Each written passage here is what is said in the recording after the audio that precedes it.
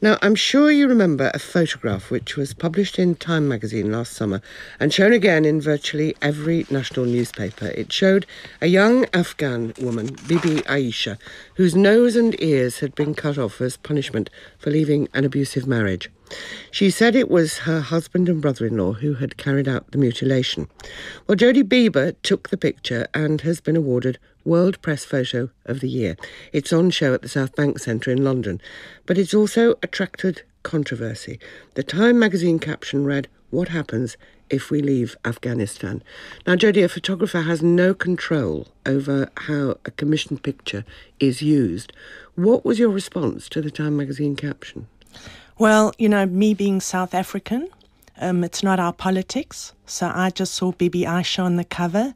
For example, an academic in England said to me, I objectified Aisha by showing her as beautiful. The West, the left, said it was war pornography.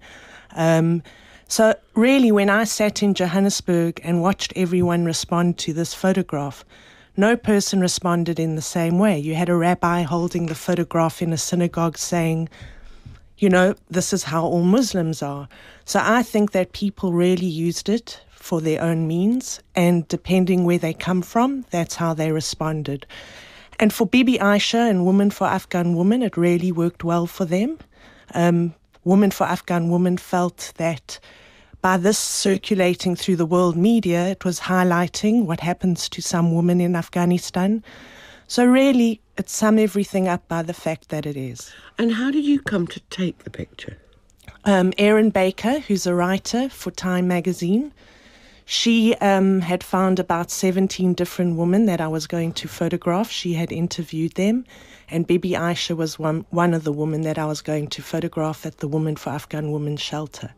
Now, you obviously had to work through a translator. What direction did you give to Aisha when you were posing her for the photograph? Well, the thing is, I small talk just through my translator to make Bibi Aisha feel comfortable, and I noticed how beautiful she was. And for that 1 minute, through my translator, Shah, I said to him, could he ask her just to try for a few minutes not to think what happened to her and to think about her inner beauty and her inner power. And that's when I took the photograph. And what image do you think she projects? I mean, I've got the picture in front of me now. We know that her ears were cut off in that terrible act of mutilation, although they're covered by her hair and by the fact that she's got a veil over her. Her nose is just heartbreaking. What do you see when you look at that picture? I see a young woman, and then I see her nose. And I think that was the impact, in a way, if I have to reflect on it, why people were affected in a way by the photograph, because you identify with this young girl. I didn't use a horror tactic by asking her to remove her hair away from her ears or show her in a vulnerable way, which I think in the media we tend to do. We take people that something's happened to them and we make them victims instead of survivors. And I think people could identify with that. She's looking very clearly into your camera with her eyes. Was it difficult to get her to do that? Not really, because as I said, when I spoke to her about her inner beauty and inner power, I think she identified with it, and then she just looked. That was something that came from an internal feeling. I couldn't recreate that without her consent. What was your reaction when you heard it had won the World Press Photo Award? Well, I let out a little shriek like a woman. And I was taken by surprise because I thought that the jury would be, in a way, with the controversy, I think it would have been a big deal to make it a winning picture. But at the same time, I think it's amazing because it is actually a war, but it's a war against domestic violence really in the world. It's not just Afghanistan. You've published a book of photos of, you said you're South African, of Soweto during the Football World Cup. Why did you want to photograph Soweto? Well, I think my friend who's French made me aware that contemporary Soweto as it stands today is not reflected in any publication. And I was also a little bit angry the way the international media was portraying South Africa as if we were going to fail for the World Cup. And I think that all media stereotypes every single country into a certain way. And South Africa is always, it's about crime, it's about poverty, HIV, AIDS. It's around that. And no one really sees, I'll be direct, black people just taking their shopping trolleys and doing their boring monthly shopping. You don't see that visual image. Or children in a swimming pool. I mean, the photograph that's on the cover is terrific. Lots of children actually in the pool. And one girl standing on the side with a pink swimsuit and a white tie around her, really kind of posing very proudly, isn't she? How did you get there?